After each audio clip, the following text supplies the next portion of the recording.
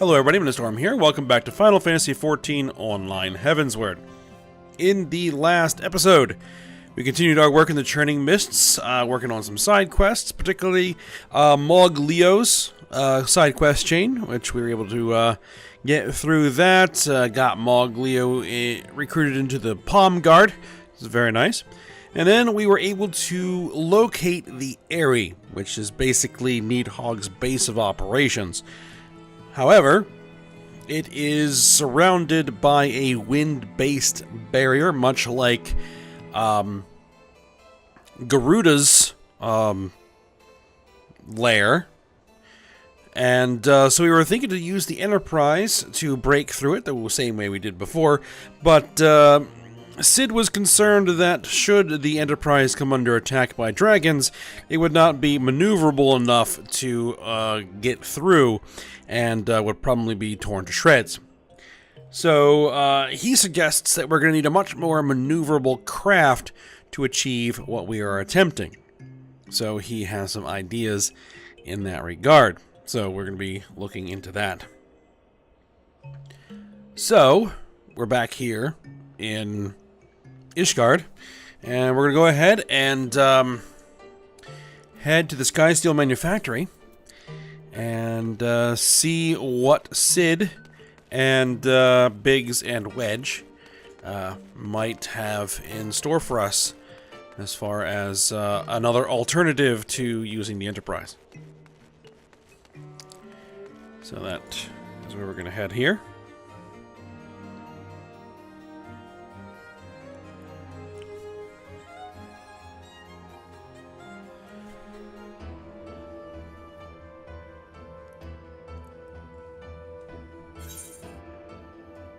Alright, I think we're on the wrong side of town. Yes.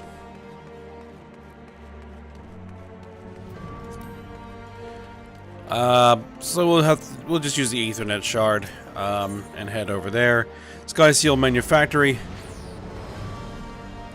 which I believe is also where you start unlocking Mechanist. Ranged combat unit or combat job that uses guns, which is interesting. Alright, Biggs, what do you have for us? Our little project's just inside. Oh, you're going to like this one. I hope I am.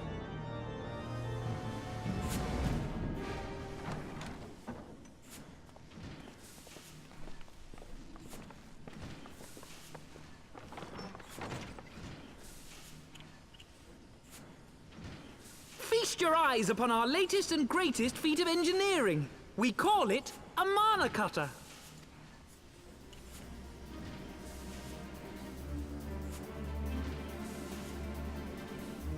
After you put down Gaius, Wedge and me struck out on our own for a bit, and started work on the successor to the tiny Bronco.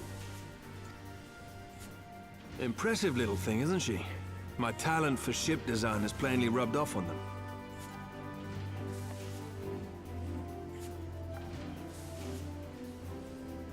They've adapted the principles of corrupted crystal technology and constructed a mechanism which converts ether from its surroundings into elemental wind. Said wind is then harnessed by the specially engineered sails, providing the craft with propulsion and lift. All in all, a most elegant solution. I'm actually a little upset that I didn't think of it myself. The design does, however, come with one small flaw. The energy conversion ratio's bloody awful. To generate enough power to get you off the ground, you need to be in an area awash with predominantly wind-aspected ether. In other words, there are a few places you can fly, lots of places you can't. The new Ishgardian airship hasn't left the boys much time for tinkering, meaning it may be a while before this particular project takes off. If you'll forgive the pun.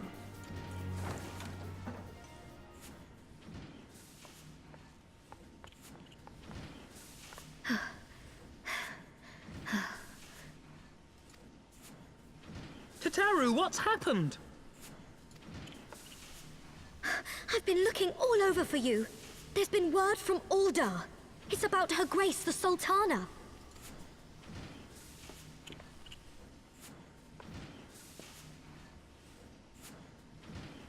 It seems you're required elsewhere.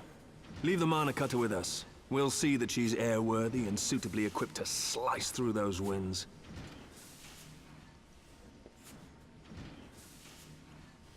You, meanwhile, should concentrate on providing Raoban and the Sultana whatever help they need.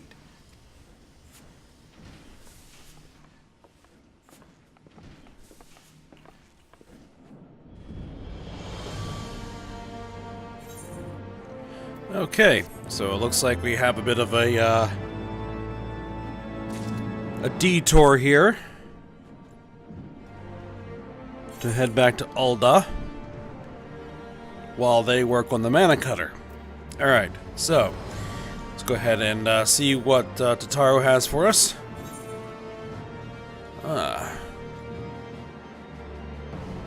Domal Skin Belt of Striking, something we definitely need. Alright, good. General Raoban says they may have uncovered the Sultana's whereabouts, and he wants you, by which I mean both of you, to go to the Waking Sands right away and help with the investigation.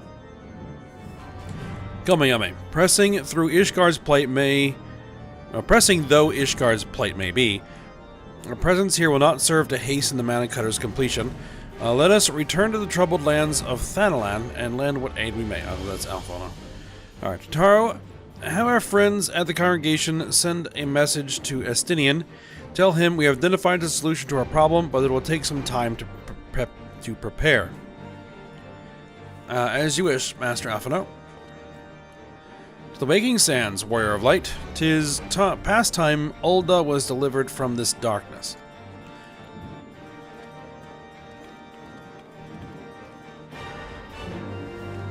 Alright, sounds like a plan.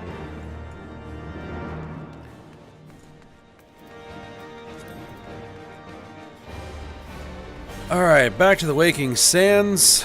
Let's see. Always a bit of a pain in the butt to get there. We'll go to the Horizon route.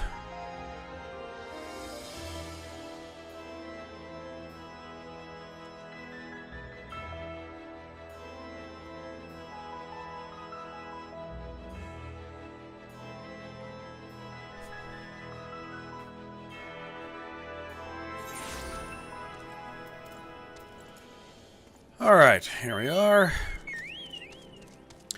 And I'll go ahead and, as I often do, pause the recording while we head into Vesser Bay. So I'll be back in a moment. Alright, we are in Vesper Bay.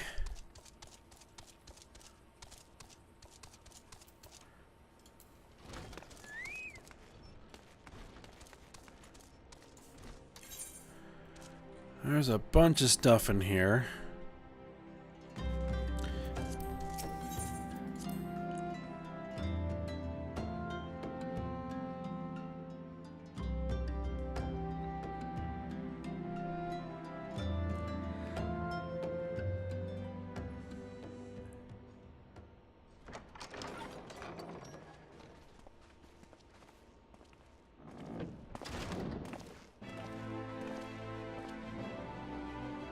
Thank you for coming.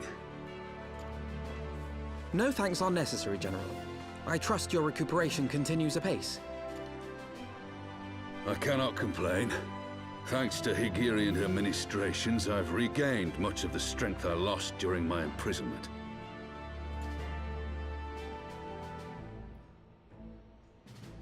I gather you have made progress in the search for Her Grace.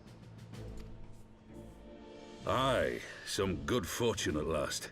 A few days past, Dulala informed us that a sizable shipment of alchemical supplies had been delivered to the palace.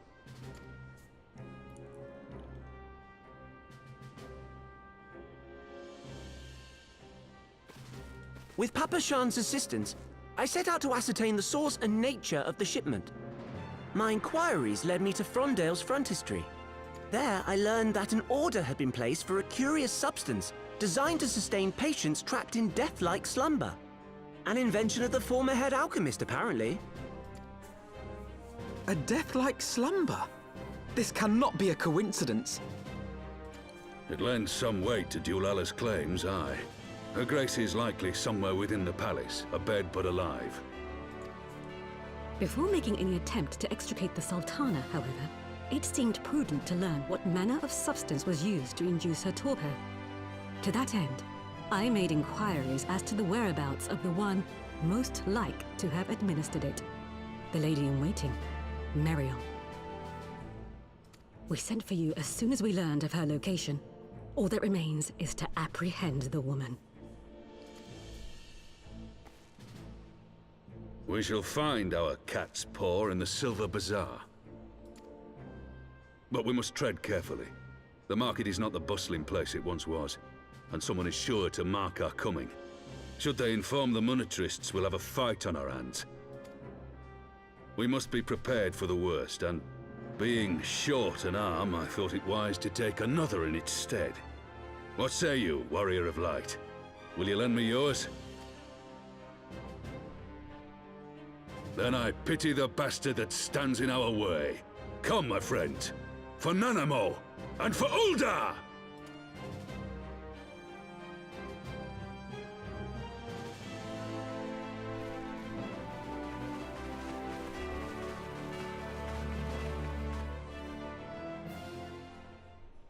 Alrighty then. We go find the lady-in-waiting and see if we can't bring her into custody. Alright. Yugiri has something for us. Our target is Meriel, the Sultana's former lady-in-waiting, a woman of Midlander heritage. I'm told the two of you have met. Indeed we have. Our sources indicate that she left the palace shortly after the incident and quietly rejoined the dwindling population of the Silver Bazaar. I suggest we begin by questioning the market's residents and confirm that Meriel is still in hiding there.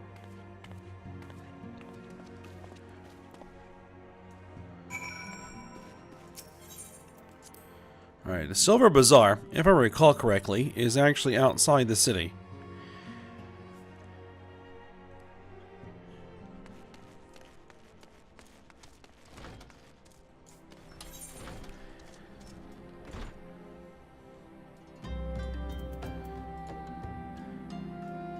Yes, it's actually in this location. In this zone.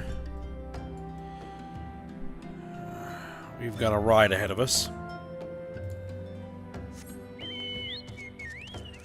And I could teleport back to Horizon, but it isn't really going to buy us much time.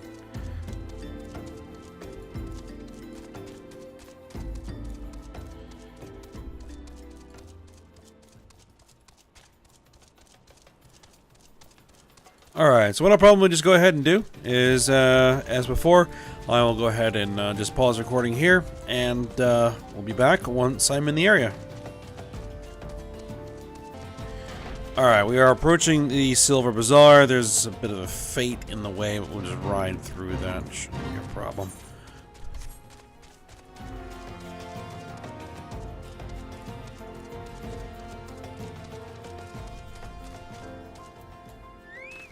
Alright, there's Yugiri. Alright, Spotted Meadow. Let's then check this guy. Do I know of any returning residents?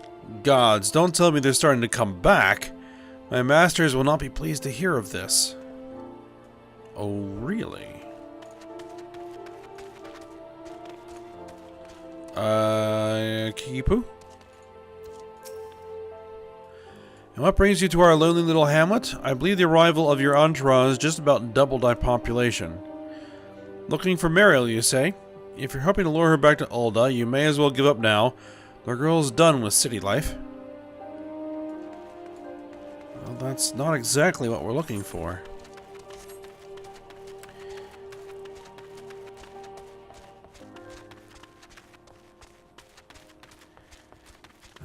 Daniel? Meriel? She's here. Left the city for good, she says. Barely leaves her house, though.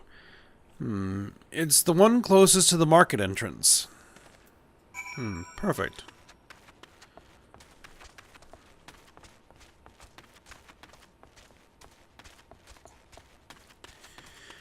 The one closest to the market entrance.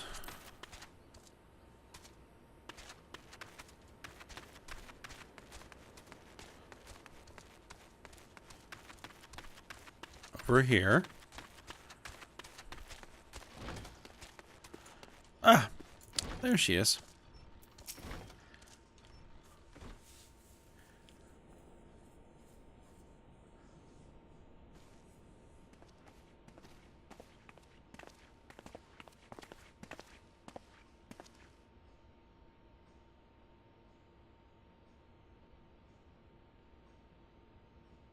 You are Meriel, the Sultana's former lady-in-waiting?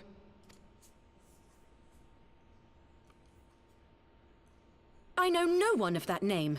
Pray excuse me.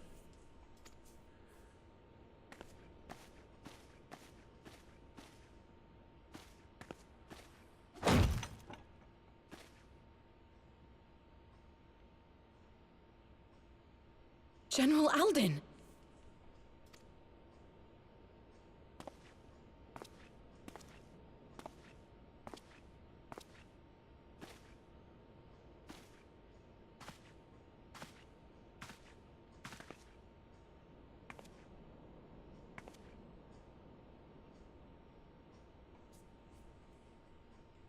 We will have the truth from you, girl.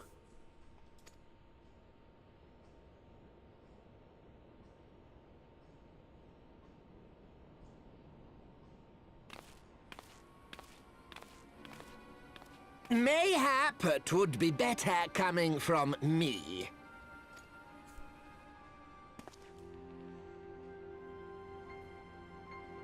Lolarito, you'd best talk fast. As you know, Teleji Adeleji's Cartano reclamation bill was no more than a facade. A means to get his grubby little hands on that Allagan monstrosity Omega. When he learned of Nanamo's intention to abdicate, however, he was forced to amend his plans. Suddenly, assassination seemed the most promising way to further his ambitions. I am told Teleji had discovered a maid in whose veins ran the blood of House Thorn. A new, more pliable puppet to sit the throne. 'Twould have caused an uproar, of course, but few could have contested her claim.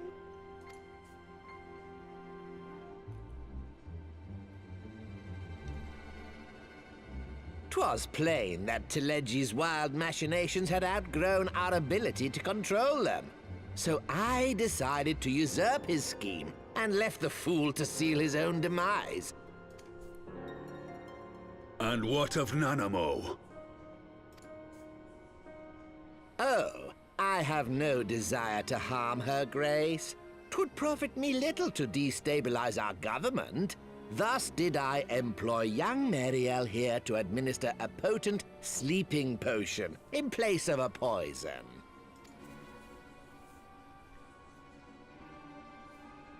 You should know, General, that your dear friend Ul'Dah was fully aware of my plan.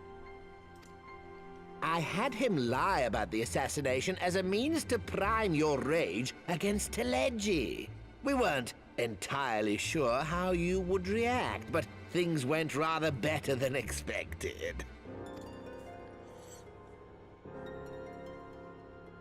You conniving little worm!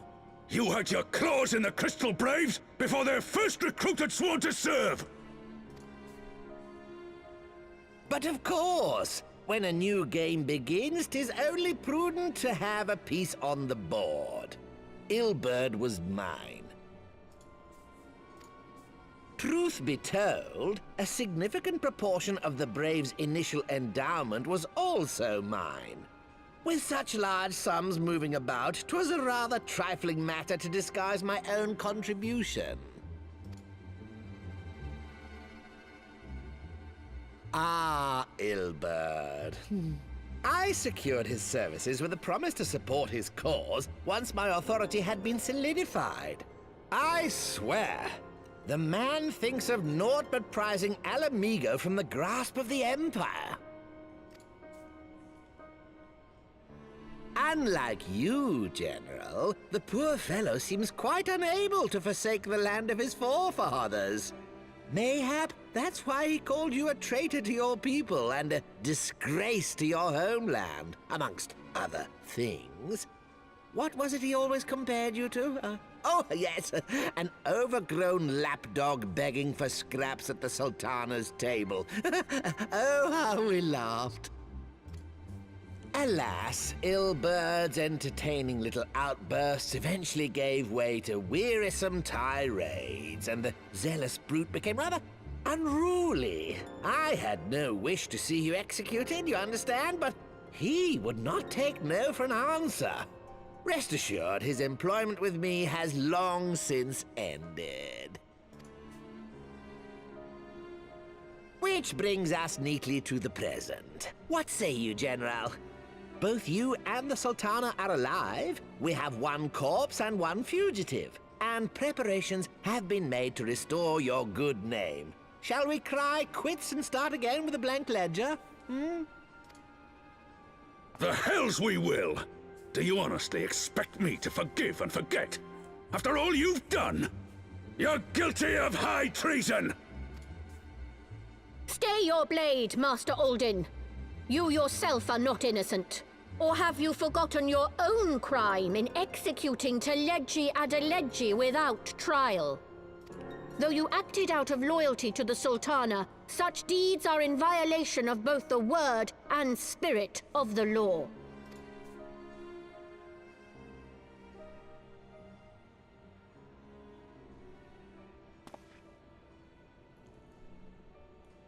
If you would, Lord Lolorito?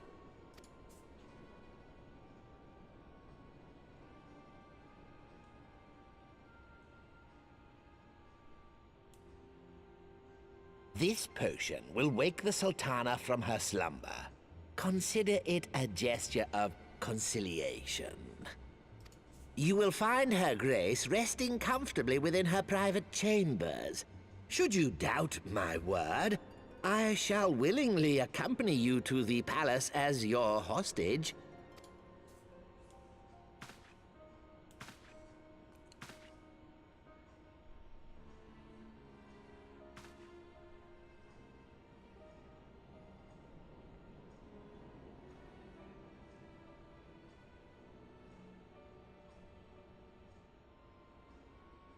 I like not your motives, Lolorito. But you saved the Sultana's life, and for that, you have my gratitude.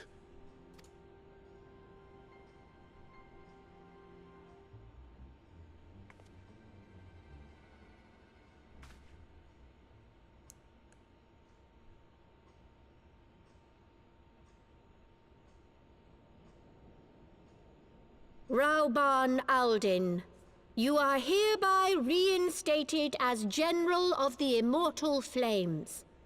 The citizens of Ul'Dah shall once more be united under Nanamo Ul'Namo, and together we shall usher in a new age of prosperity.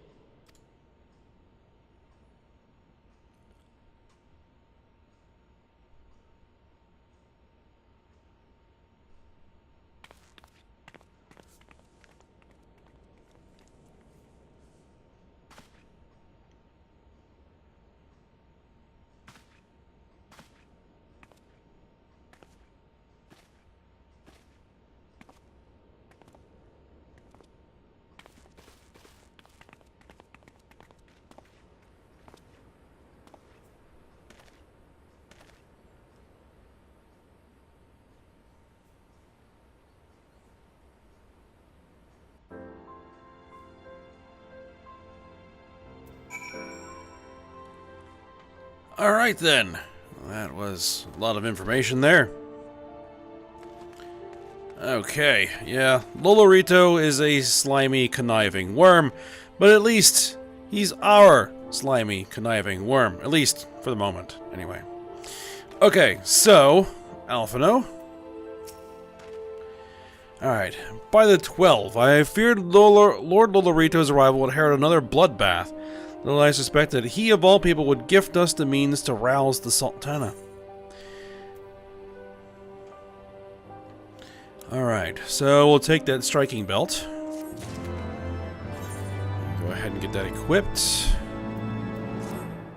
There we go, update my gear set. And let's see what Alphino has for us next. Alright, Alphino would see this dark chapter in Ul'Dah's history brought to a close. Alright, shall we make our way to Ul'Dah? I would imagine Bartholomew has been instructed to admit us.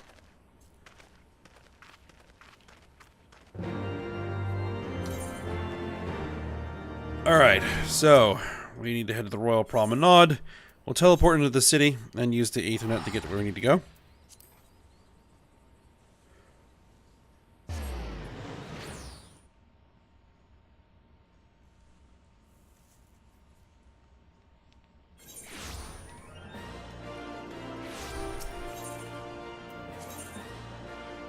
That is going to be...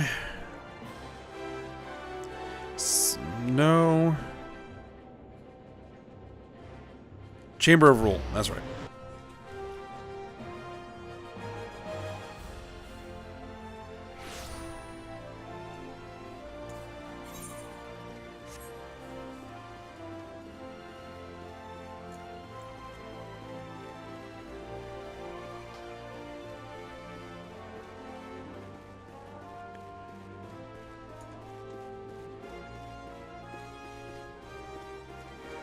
And there is Bartholomew. Alright, Flame General Ralbon mentioned you might be coming. Please, this way, if you will.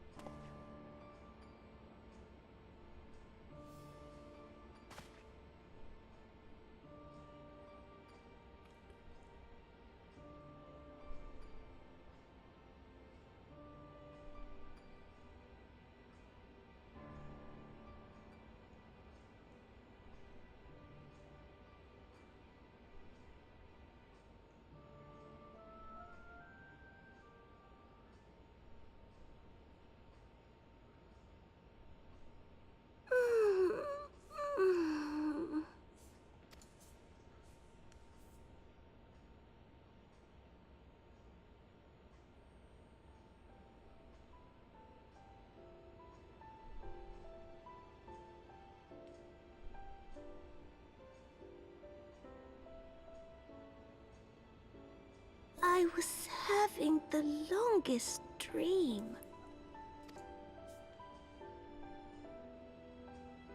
"'Tis time to wake up, Your Grace. Another day begins in Thanalan, and the sun blazes bright upon the sands.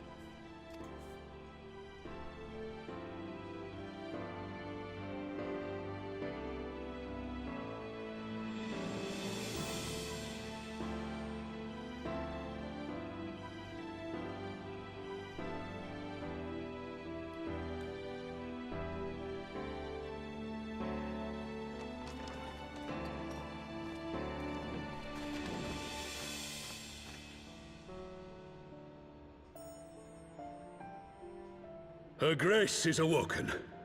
The palace physician assures me she is none the worse for her slumber.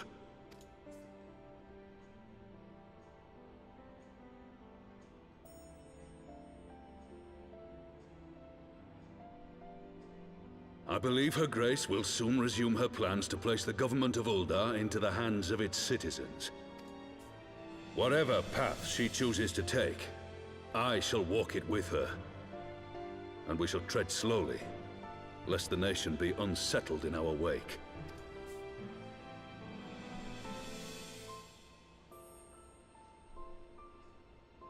Her Grace's compassion is a shining beacon to us all. But what our city truly thrives upon is competition. 'Tis in the struggle against our rivals that opportunities are seized and fortunes made. And with the Empire on the offensive once more, now would hardly seem the time to turn our system of government upon its head. Are you privy to new intelligence, my lord? I would hardly call it new. Remind me, what was the name of that enormous Imperial warship which met its end in Mordona? Oh, wait, I have it. The Agrias. Yes, well, 'twould appear that the Garleans have been hard at work on another such vessel. How close are they to completing this ship? Is it operational? Its maiden flight was a success, I hear. I should imagine Emperor Varys is eager to see how it performs in battle. My lords and ladies, I move that it is time to repair the damage caused by Teleji Adeleji and prepare our great nation to repel the Empire once more.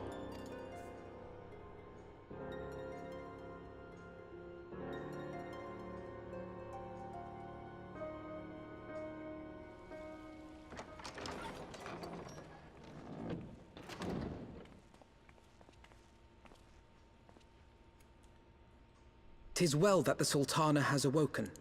The Syndicate yet needs to put its house in order, but 'twould seem the worst of the confusion has passed. Ul'Dah has taken control of its future, and I must do the same.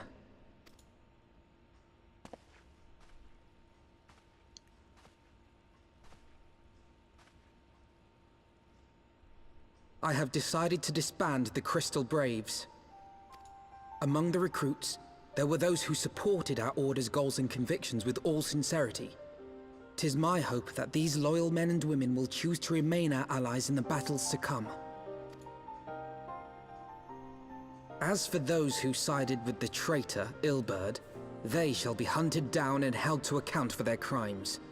It is my earnest hope that they will surrender themselves peaceably when the time comes, though I think it unlikely. Ah, my all-conquering Crystal Braves. The model army meant to pave the way for a single, unified Grand Company of Eorzea. That so high an ideal should be brought so low. I need not tell you how deeply the betrayal stung me. Yet I see now that it was mine own naivety and pride which allowed the Braves to fall prey to corruption.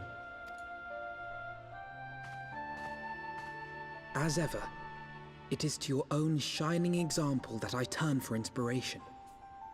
Like you, I mean to stand firm in the face of hardship and give mine all for the cause. Let us resume the search for our missing comrades, that we might come together to shine the light of dawn across the realm once more. The role of Crystal Brave Commander suited me ill, and I shall play it no longer. Henceforth, I shall be no more or less than Alphino, proud member of the Scions.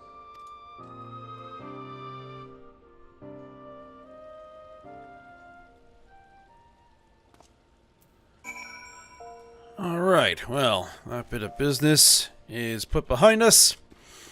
Sultana is, well, back in operation soon. And, Crystal Braves are, well, at least officially no more. However, this news about a new Imperial Dreadnought is not exactly welcome. So, let's see what we can do to finish this off. I blush to speak thus of mine inner turmoil. The fact remains, there is no woman alive in whom I would rather confide. Were it not for your shining example, I might never have emerged from beneath the pall of my despair. Okay, we don't need any of these belts, so we'll just take those silver pieces. Alright. Alphina would know how things stand at the Rising Stones. Yeah, we haven't been back there in a while. Still no word from Master Garland. I hope this mana cutter of theirs is nearing completion.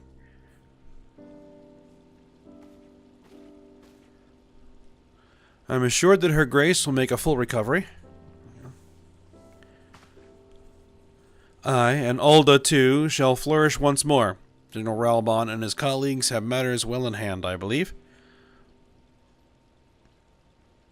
Lady Giri, a question, if I may. I believe your people have been keeping a close watch on the Crystal Braves. Might you know how things stand at the Rising Stones? Yes, of course. You'll be pleased to know that the 3rd Unit Braves abandoned Revenant's Toll when they learned of Captain Ilbert's defeat. The only blue uniforms to be seen there now are those worn by soldiers loyal to you, Master Alphinaud. To me? I see. I'm grateful to hear that at least some of our members were true to their oaths. Ere we return to Ishgard, I must go to the Rising Stones and thank these stalwarts for their service, and shall be my final act as Crystal Brave Commander. Will you join me, Ayame?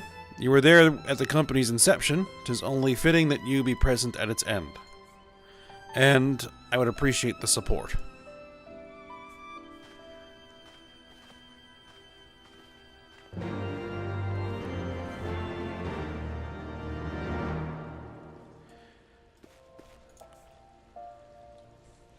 Okay, but I think this is probably a good spot to go ahead and pause.